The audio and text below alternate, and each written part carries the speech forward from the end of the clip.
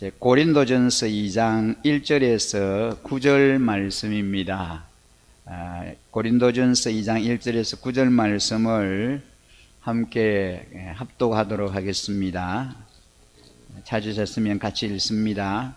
형제 자매 여러분, 내가 여러분에게로 가서 하나님의 비밀을 전할 때에 훌륭한 말이나 지혜로 하지 않았습니다.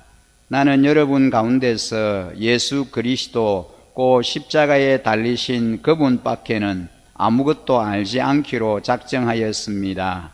내가 여러분과 함께 있을 때에 나는 약하였으며 두려워하였으며 무척 떨었습니다. 나의 말과 나의 설교는 지혜에서 나온 그럴듯한 말로 한 것이 아니라 성령의 능력이 나타낸 증거로 한 것입니다. 그것은 여러분의 믿음이 사람의 지혜의 바탕을 두지 않고 하나님의 능력의 바탕을 두게 하려는 것이었습니다. 그러나 우리는 성숙한 사람들 가운데서는 지혜를 말합니다. 그런데 이 지혜는 이 세상의 지혜나 멸망하여 버릴 자들인 이 세상 통치자들의 지혜가 아닙니다. 우리는 비밀로 감추어져 있는 하나님의 지혜를 말합니다. 그것은 하나님께서 우리를 영광스럽게 하시려고 영세 전에 미리 정하신 지혜입니다. 이 세상 통치자들 가운데는 이 지혜를 아는 사람이 하나도 없습니다. 그들이 알았더라면 영광의 주님을 십자가에 못 박지 않았을 것입니다. 그러나 성경에 기록한 바 눈으로 보지 못하고 귀로 듣지 못한 것들, 사람의 마음에 떠오르지 않은 것들을 하나님께서는 자기를 사랑하는 사람들에게 마련해 주셨다 한 것과 같습니다. 아멘.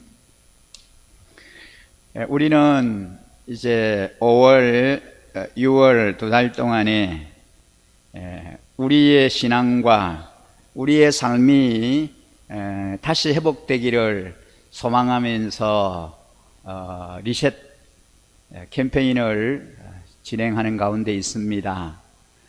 주일에는 가정을 리셋하라, 그리고 우리 수요 연합기도회는 복음으로 리셋하라, 복음으로 우리가 되돌아가자라고 하는 그런 소망을 가지고 말씀을 함께 나누는 가운데 있습니다. 이제 복음으로 돌아가라 두 번째 시간으로 복음이 무엇인가라고 하는 주제를 가지고 우리가 함께 말씀을 나누고 싶습니다. 오늘 말씀은 사도 바울이 경험했던 실패에서 시작합니다. 자신의 지혜를 의지하고 자신의 판단을 의지했다가 낭패를 경험한 사도 바울이 이제 자신이 해야 할 것이 무엇인지, 자신이 전해야 할 말씀이 무엇인지를 깨닫습니다.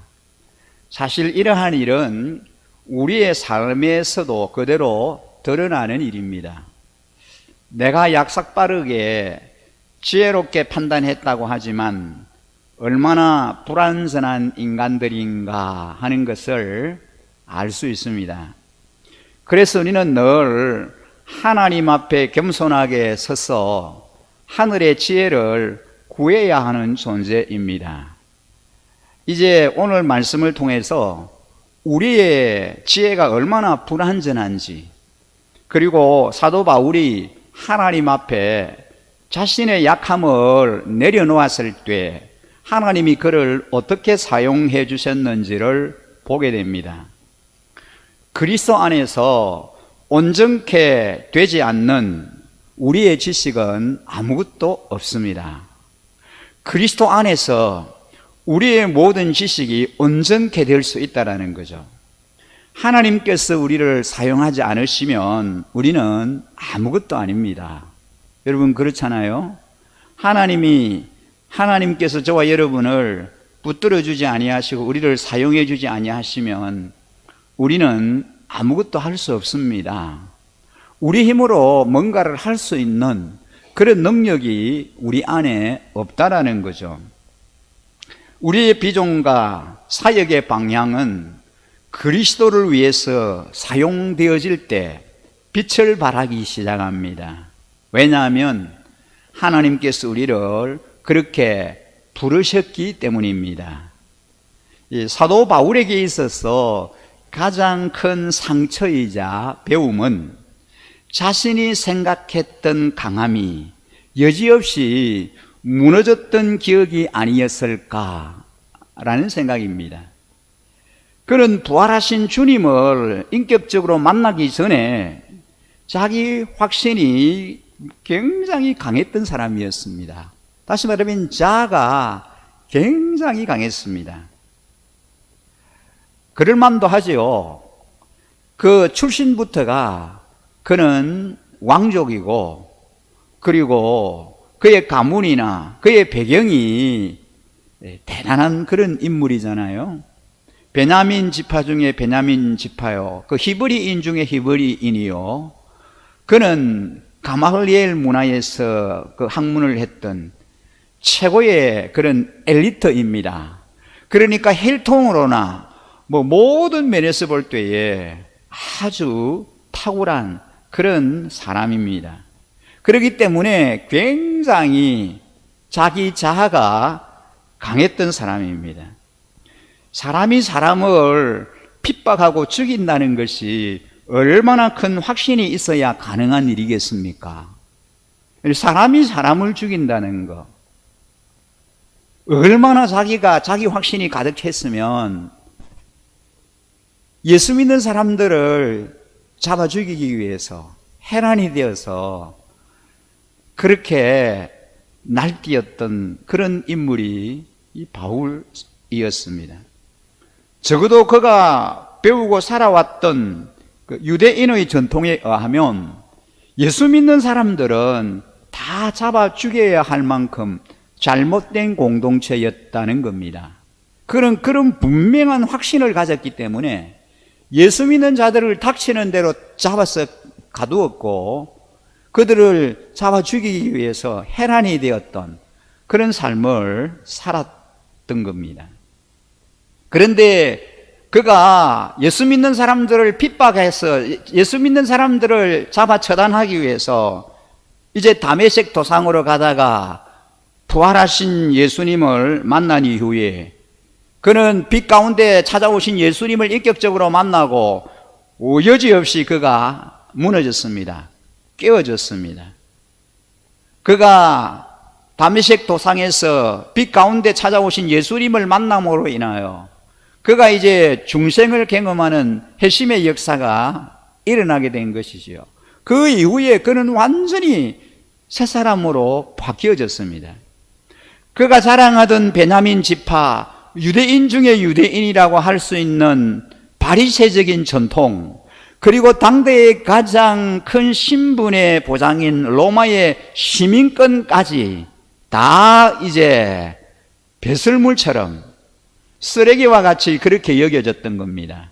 그가 부르심을 받고 난 후에는 본성적인 열정으로 말미암아 사역에 대한 기대감이 엄청 컸습니다. 목숨을 걸고 자기가 가진 확신을 전달하기 시작하는 거죠. 특히 그는 율법에 능통할 뿐 아니라 당시의 석학이었던 가말리엘의 문화에서 공부를 했기 때문에 헬라 철학에 능한 사람이었습니다. 그는 논쟁과 언변으로 이제 누구를 만나도 자신 있게 설득시킬 수 있는 정도의 그런 능력을 갖고 있는 사람이었습니다. 하지만 그가 고린도에 이르기 전에 그리스 아테네에서 철학과 문적으로 사람을 설득하려고 하다가 참담한 실패를 경험합니다. 아덴이 헬라 철학의 중심지요, 자신이 배웠던 것이 수사학이고 철학이고 그리고 웅변이었기에 어쩌면 자신의 능력을 가장 잘 드러낼 수 있는 곳이 아덴이라고 생각을 하고 아레오바고 광장에서 공개적으로 사람들을 만나서 전도하기 시작했습니다. 그가 가지고 있는 철학, 수사학, 지식 모든 걸 동원해서 사람들을 설득하고 사람들을 전도하려고 했던 겁니다. 우리가 사도행전 17장을 보면 아덴 사람들이 어떤 사람들이었는지를 잘 설명해 주고 있습니다. 그들은 모든 것에 신이 있다고 믿었으며 심지어는 알지 못하는 신에게도 절하는 사람들이었습니다. 여러분 아십니까? 인도에는요 2억이 넘는 신이 있습니다. 여러분 인도에 가보셨습니까? 인도에 가면은 여기저기 모든 것이 신입니다.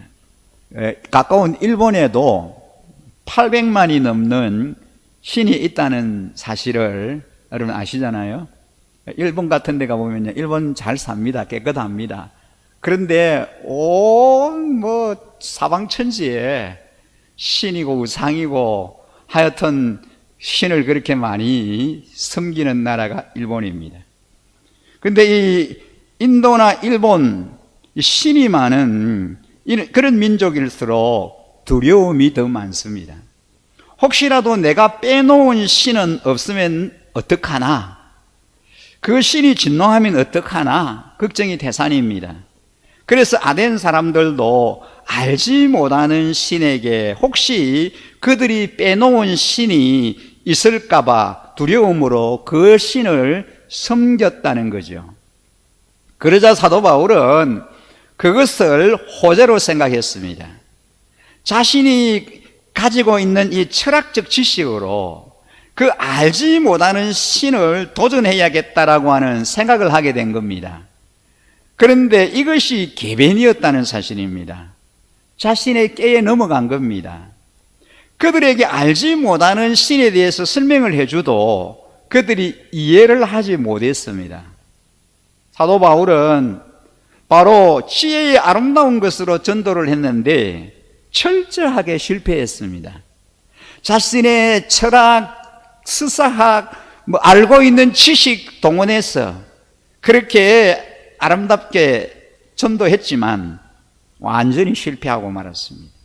그곳에서 열매를 맺지 못했습니다. 열매가 없었습니다.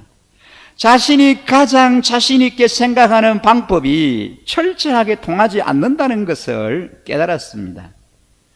그래서 이제 고린도에 이르렀을 때는 아덴에서 그가 그렇게 실패함을 맛보고 이제 고린도에 이르렀을 때는 더 이상 자신의 능력, 사람의 지혜로 복음을 전하지 않아야겠다. 그것으로 복음을 전하지 않기로 작정을 합니다. 바로 그런 실패를 경험하고 고린도에 도착한 사도 바울의 상태가 오늘 우리가 읽은 고린도전서 2장 이제 1절에서 9절까지의 본문입니다. 여러분 3절에 보면은요 이런 말씀이 나옵니다. 내가 여러분과 함께 있을 때에 나는 약하였으므로 두려워하였으며 무척 떨었습니다. 이렇게 말합니다. 여러분 바울이요 내가 여러분과 함께 있을 때에 나는 약하였고 두려웠고 무척 떨었습니다. 심히 두려워서 내가 벌벌 떨었습니다. 이런 얘기를 하는 거예요. 사도 바울은 절대로 두려워 떨 수 있는 사람이 아닙니다. 두려워 떨거나 하는 사람 아니에요. 바울을 죽이기 위해서 무장한 군인들이 수십 명이 바울이 이제 예루살렘으로 올라갈 때에 중간에 매복해 있다라고 하는 그 정보를 입수했음에도 바울은 두려워하지 않았습니다. 그리고 그의 가는 길을 그가 변경하지 않았습니다. 그만큼 두려워하지 않는 사람이에요. 철저히 하나님만 의지하고 하나님의 손에 그가 붙들려 있었기 때문에 사람들의 어떤 위력이나 사람들의 어떤 그 모함이나 사람들이 그를 해하려고 하는 그 부분에 대해서 결코 그는 두려워하거나 떨지 않았습니다.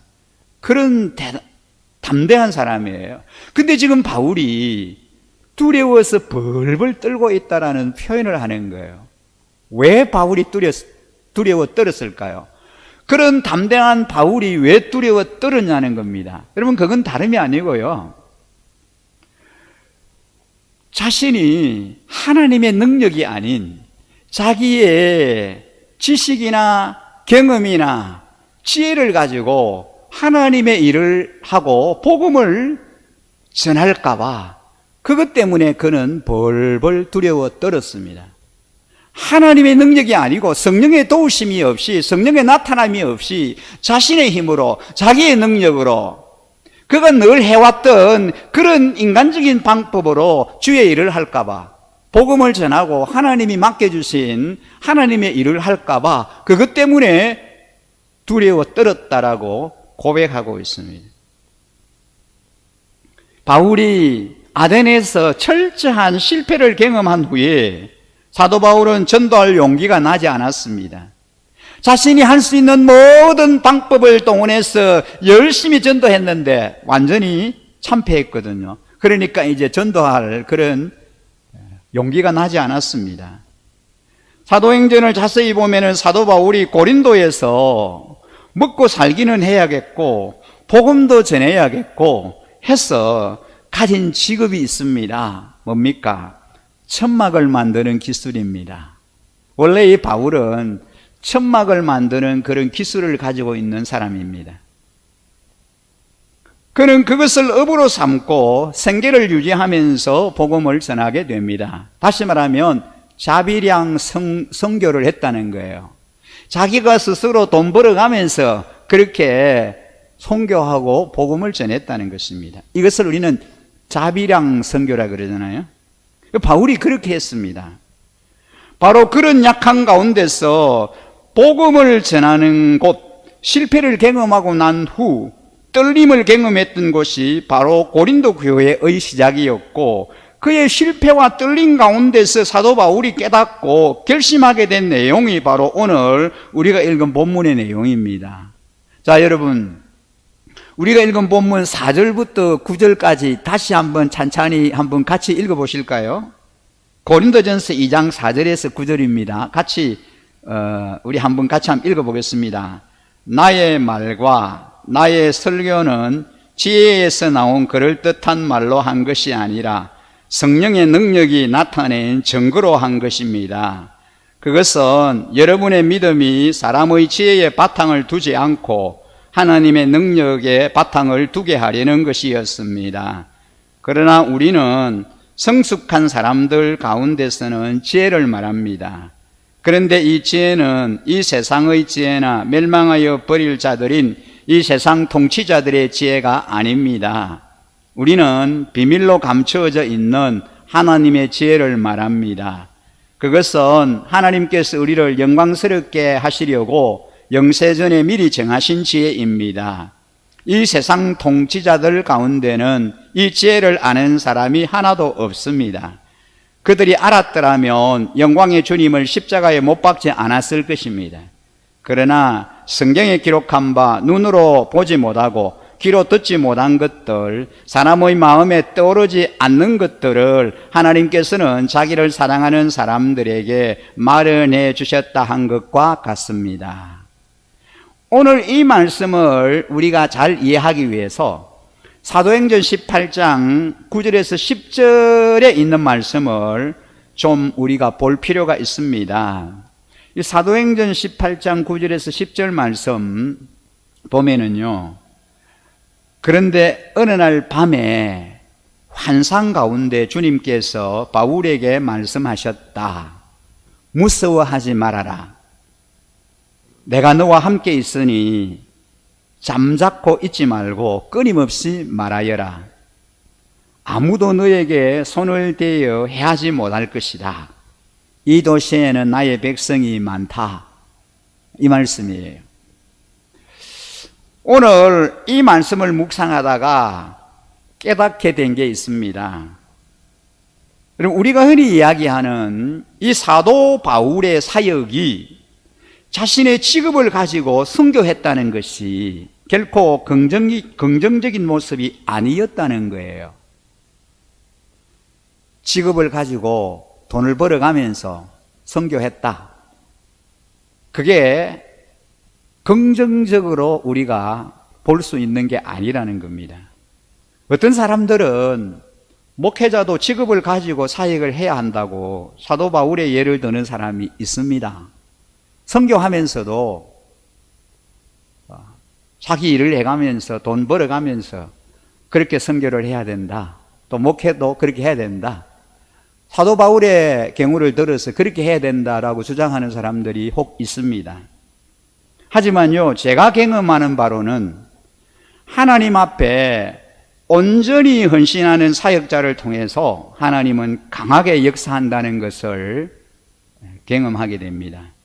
전적으로 하나님의 그 복음을 위해서 또 선교를 위해서 올인해야지 일반적인 일도 해가면서, 다시 말하면 직업을 가지고 그 일도 하면서 또 복음도 전하고 주의 일도 하고 그렇게 해서는 하나님의 능력이 강하게 역사하는 경우가 어렵다라는 거예요. 죽기 살기로 정말 복음을 위해서 선교를 위해서 매달려야지, 전적으로 그 일에 올인해야지 하나님의 능력이 강하게 나타난다는 겁니다. 지금 바울의 경우를 들어서 우리가 이 본문을 통해서 그걸 볼 수 있는 거예요. 그가 실패를 경험하고 난 후에 그가 떨림으로 자신의 사역을 확신하지 못함으로 인하여 양다리를 걸치고 있었던 것이 사도 바울의 모습이었다고 하는 사실, 그 가운데서 밤의 환상 중에 하나님의 말씀을 접하고 그가 새롭게 결심하게 되었다는 사실을 보게 됩니다. 아, 그렇구나. 내가 이렇게 떨고 실패하는 경험한 것이 세상의 지혜, 아름다운 말로 전하려고 한 까닭이었구나. 하나님의 능력을 전적으로 의지하지 않고 내가 세상적인 지혜, 나의 그 아름다운 그 언어를 가지고 사람들을 전도하려고 했던 이것이 실패의 요인이구나. 철저히 바울은 깨달았습니다.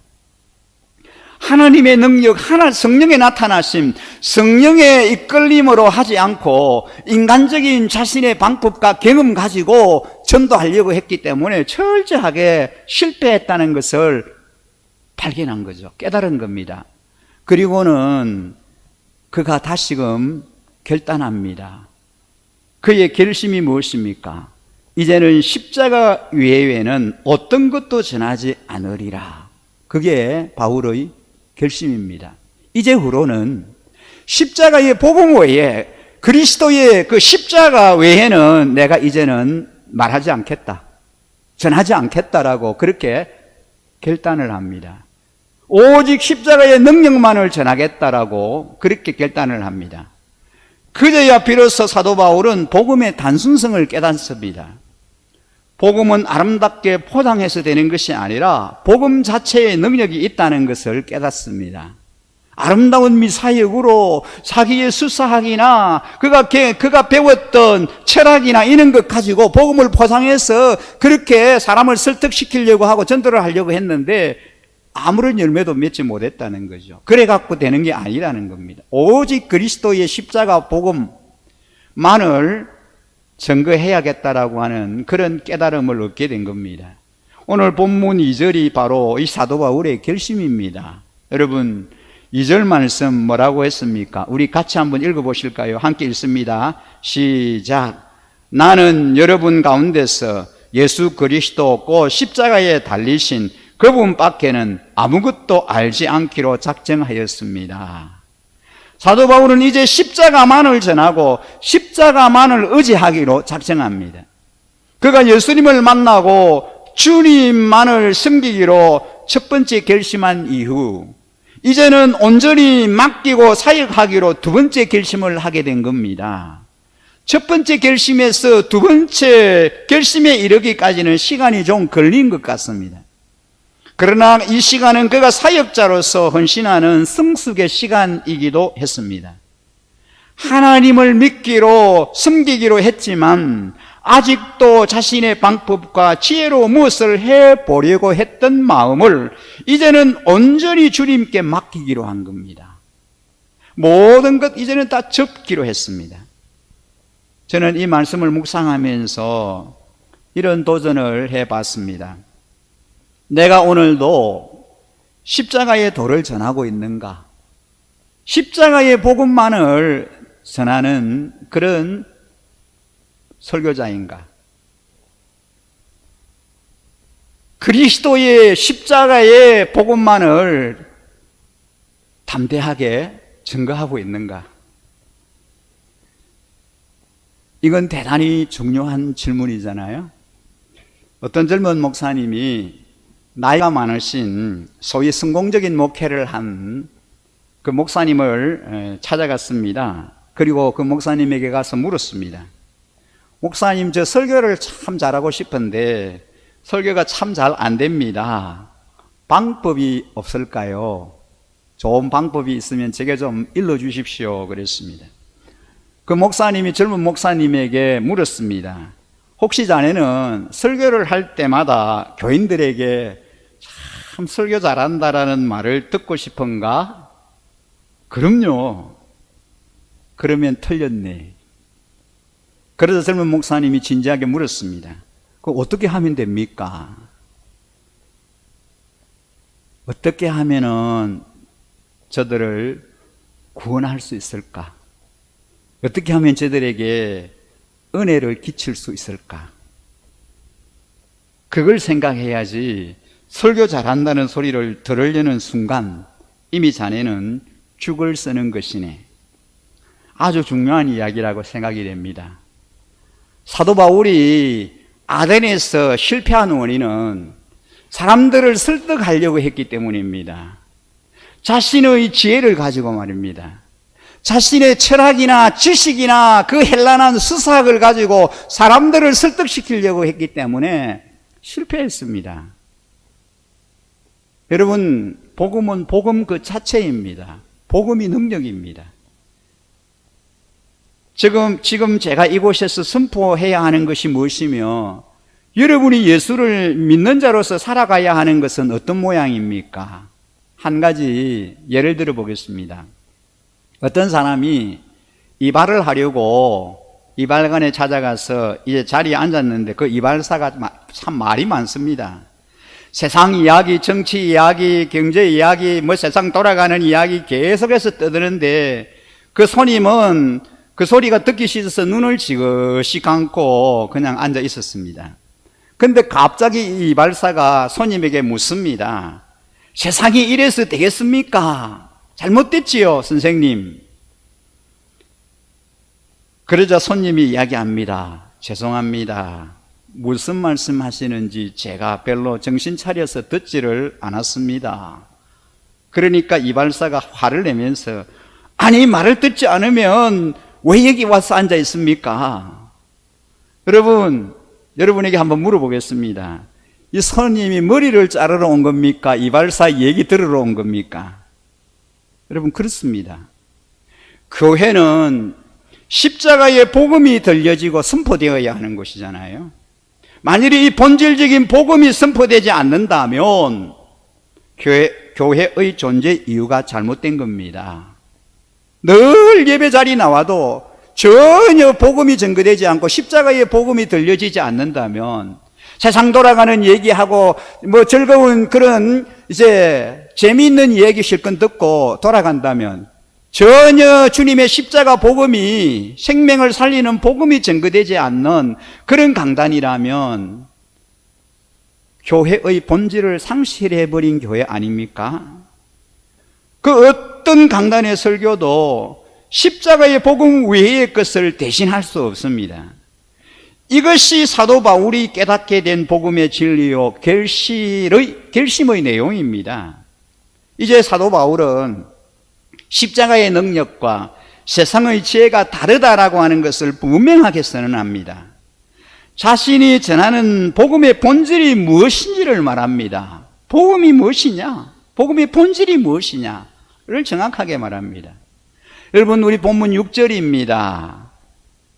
그러나 우리는 성숙한 사람들 가운데서는 지혜를 말합니다. 그런데 이 지혜는 이 세상의 지혜나 멸망하여 버릴 자들인 이 세상 통치자들의 지혜가 아닙니다 라고 합니다. 그럼 세상의 지혜가 무엇인가요? 이 시대 사람들이 진리라고 믿고 신봉하는 진리가 무엇일까요? 이 세상에 가는들, 즉 권력을 잡은 자들이 옳다고 믿는 것이 무엇이냐는 겁니다. 분명한 것은 온전한 그리스도인들이 말하는 지혜와는 분명히 구별된다는 겁니다. 예수 믿는 온전한 그리스도인들의 지혜와 세상 지혜와는 구별된다는 거예요. 이 말씀을 가지고 많이 묵상해 봤습니다. 무엇이 다를까? 우리 그리스도인들의 지혜와 세상적인 세상 사람들이 추구하는 지혜가 어떻게 다를까? 무엇이 다른가? 저에게 다가온 깨달음은 이 세상의 지혜란 내가 세상에 어떤 모습으로 보이는가를 생각하는 지혜라는 생각이 듭니다. 우리를 가장 힘들게 하는 것은 사실은 사람들이 나를 어떻게 평가하느냐의 문제 아니냐는 거예요. 사람들이 나를 어떻게 평가하는가? 성도님들이 어떻게 평가하는가? 여러분, 견딜 수 없게 만드는 일은 그의 모든 부분이 다른 사람들과 비교하면서 느끼는 나의 모습이 아니었냐는 거예요. 어쩌면은 우리를 가장 힘들게 했던 것이 완벽하게 보이려고 했기 때문 아니었느냐는 겁니다. 여러분들은 부모님들에게 좋은 자녀가 되려고 노력했고 모범생이 되려고 그렇게 노력했지만 그것 때문에 참 행복하던가요? 지금 여러분의 직장 생활을 하면서 견디기 힘든 부분이 바로 윗사람들과 아랫사람들 그리고 동료들의 평가가 아니었습니까? 그 사람들이 나를 어떻게 평가할까? 어떻게 볼까? 우리가 열심히 살아왔지만 어느 날 허무하게 느껴지는 것은 나 스스로가 아니었던 그런 모습 때문 아닌가요? 내가 정말 가정을 위해서 헌신했지만 그것이 나의 참모습이 아니라 엄마이기 때문에, 아내이기 때문에, 아빠이기 때문에 어쩔 수 없는 인내가 우리를 허무하게 만들지는 않았습니까? 이것이 바로 세상을 살아가는 방법이 아니었냐는 겁니다. 이러한 잘못된 지혜는 하나님의 사역을 한다는 사람들에게서도 동일하게 나타납니다. 브래든 매닝이라는 사람이 쓴 아빠의 자녀라는 책에 보면은 이러한 성향을 거짓자라고 표현합니다. 사역자로서 그가 가졌던 고민이 바로 거기에 있었고 하나님을 아빠로 부르면서 그의 거짓된 모습을 극복해가는 과정을 쓰고 있습니다. 결국 세상의 지혜, 거짓된 지혜란 내 속에서 말씀하시는 하나님의 음성이나 지금 나의 삶에서 역사하시는 하나님을 보려고 하는 것이 아니라 다른 사람의 판단과 나의 외적인 모습과 성공에 집착하는 겁니다. 그래서 거짓 지혜로 무장된 거짓 자아는 어떻게 해서든지 남의 눈에 띄려고 합니다. 칭찬받고 싶은 욕망에 부질없이 육체적 만족을 찾아다닙니다. 외모가 자신을 나타내는 모든 것이 됩니다. 외적인 것, 나타나는 것. 결국 내가 어떤 사람이냐 보다는 내가 어떻게 보이느냐에 중요성을 두는 거죠. 그래서 우리가 늘 기억해야 할 것은 하나님의 생각입니다. 우리가 무엇을 가졌느냐, 무엇을 이루었느냐라고 보다는 우리가 어떤 존재로 살아가느냐, 하나님의 지혜가 있다는 것을 알아야 합니다. 내가 무엇을 이루었고 무엇을 성취했고 무엇을 내가 소유했느냐라고 하는 것보다도 내가 어떤 존재로 살아가느냐, 여기에 하나님의 지혜가 있다는 걸 우리는 깨달아야 합니다. 그렇습니다. 이런 세상의 논리와 세상의 가치가 고린도 교회에 들어왔습니다. 교회에서 자꾸 세상의 가치가 지배하기 시작합니다. 사도 바울이 실패했던 경험 중의 하나가 헬라 철학의 중심이었던 아덴에서 멋지게 보이려던 그의 철학적 사변 때문이었습니다. 철학적인 곳에서 철학적인 방법을 사용하면은 되리라고 생각했는데 그렇지 않았다는 거예요. 근데 우리가 계속해서 이런 유혹에 노출되어 있다는 겁니다. 목사인 저에게도 우리 모두에게도 이런 경우가 참 많습니다. 어떤 곳에서 설교하느냐에 따라서 우리의 고민이 달라질 때가 있습니다. 엘리트들이 많이 모여있는, 많이 배운 사람들이 많이 모여있는 그런 청중들을 두고 설교를 할 때 어떻게 하면은 멋지게 복음을 포장할 수 있을까? 어떻게 하면은 저분들이 참 설교 잘한다 그런 마음이 들 수 있도록 복음을 잘 포장할 수 있을까? 이런 생각을 합니다. 근데 복음의 능력은 화려한 포장에 있는 것이 아니고 듣는 사람의 수준에 있는 것도 아니고 복음 자체의 단순성에 있다는 사실입니다. 우리가 읽은 본문 2절 말씀해 보면은요, 나는 여러분 가운데서 예수 그리스도 그 십자가에 달리신 그분밖에는 아무것도 알지 않기로 작정했습니다. 다른 것 소용없다는 거예요. 다른 것 뭐 필요 없다는 겁니다. 십자가에 달리신 예수 그리스도, 십자가에 달려 죽으신 그리스도, 바로 그리스도, 복음의 핵심인 그리스도만 증거하면 다 된다는 거죠. 그 복음은 단순하다는 겁니다. 복잡하지 않다는 거죠. 뭐 다른 걸 뭐 이제 미사유구를 쓰면서 화려하게 그렇게 말할 필요가 없다는 겁니다. 우리가 선포해야 하는 가장 위대한 사실, 하나님께서 우리에게 주시는 가장 놀라운 지혜가 무엇입니까? 우리가 믿음으로 받아들이는 가장 위대한 능력이 무엇입니까? 우리 주 예수 그리스도께서 십자가에 못 박히심으로 우리를 하나님의 자녀 삼아 주셨다는 사실, 바로 그것입니다. 로마서 8장 14절에서 17절의 말씀을 보면 우리가 하나님을 아빠라 부르고 우리가 그분의 자녀가 되는 순간부터 우리는 거짓된 모습을 가질 필요가 없어졌습니다. 왜냐하면 아버지께서 우리의 모습을 있는 그대로 받아주셨기 때문입니다 라고 합니다. 여러분, 우리가 하나님의 자녀가 되는 순간 세상의 어떤 것과도 비교할 수 없는 권세를 우리에게 주셨기 때문입니다. 하나님의 지혜는 바로 이 사실에서부터 출발합니다. 세상의 지혜자 하나님의 자녀됨보다는 사람들에게 내가 어떻게 보이느냐로 무장했던 바리새인들이 용납할 수 없었던 예수님의 모습이 무엇인가요? 도무지 바리새인들이 예수님을 이해할 수 없고 용납할 수 없었던 그게 무엇이었습니까? 예수님 그분이 하나님을 아빠라고 부른다는 거예요. 아버지라고 부른다는 겁니다. 또한 아빠의 이름으로 용납했던 모든 사람들을 그들은 받아들일 수가 없다는 거예요. 예수님이 아버지의 이름으로 다 용납하고 그들을 품고 수용했던 그 사람들을, 그 바리새인들은 용납할 수가 없었습니다.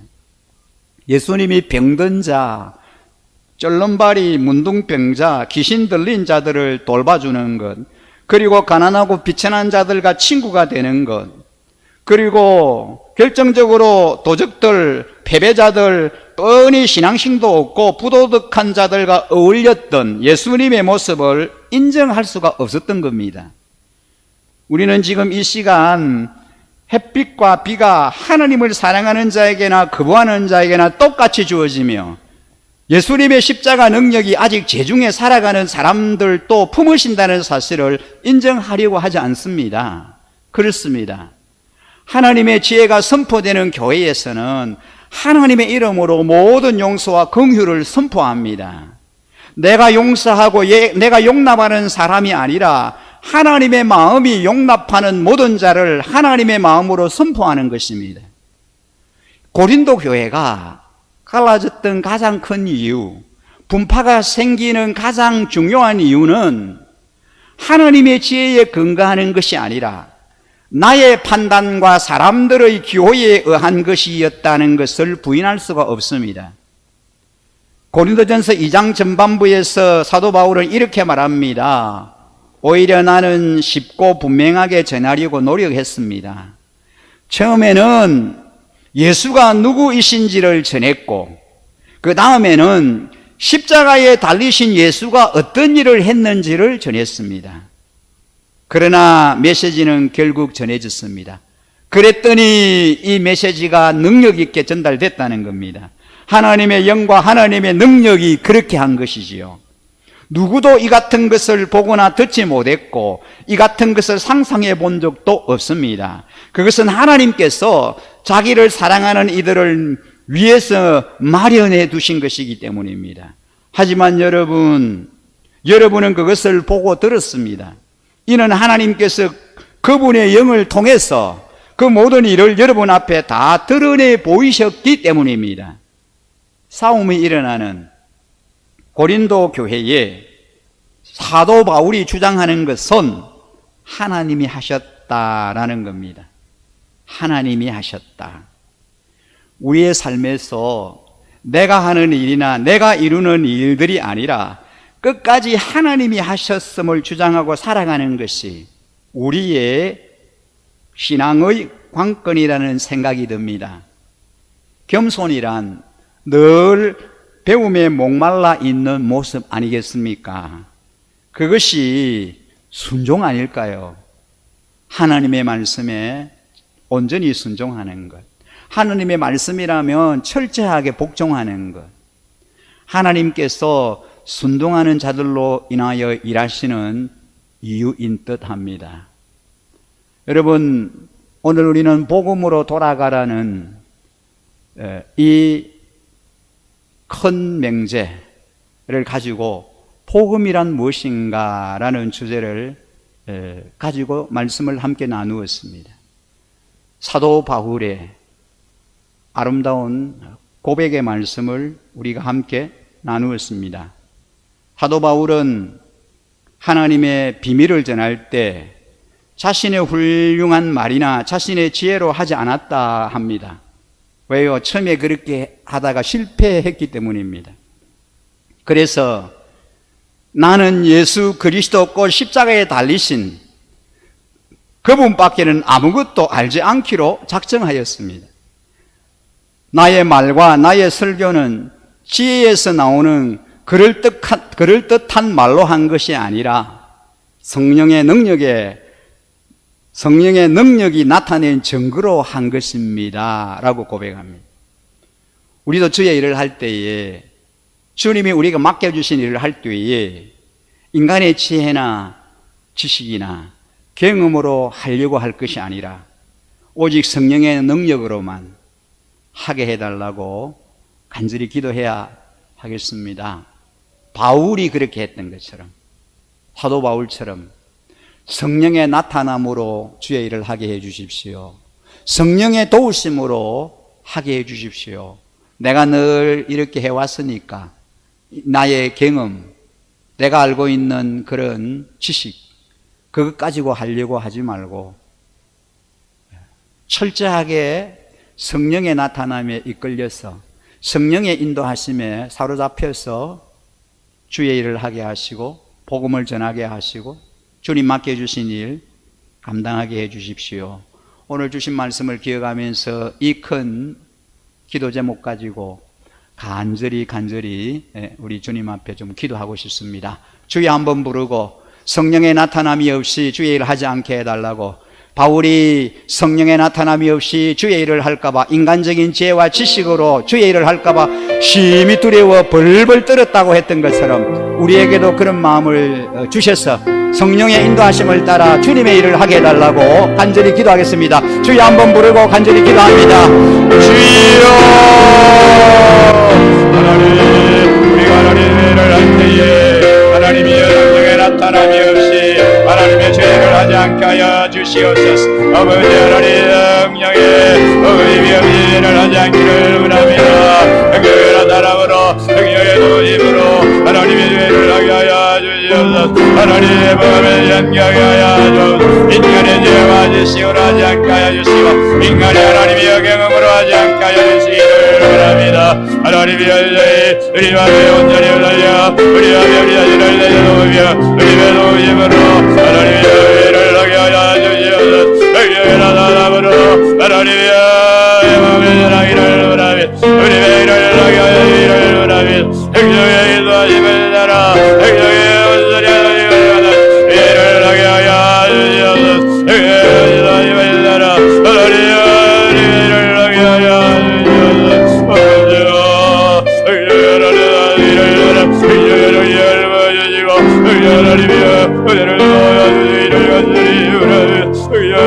우리에게